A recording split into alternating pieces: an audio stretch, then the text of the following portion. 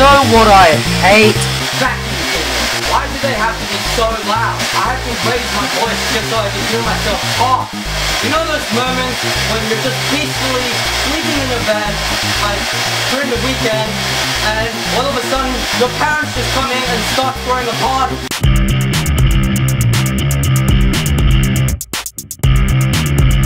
Yeah. Why are they so loud? Someone needs to invent vacuum cleaners that generate no noise. Because you know why? Because I hate vacuum cleaners and they're way too loud. God damn it.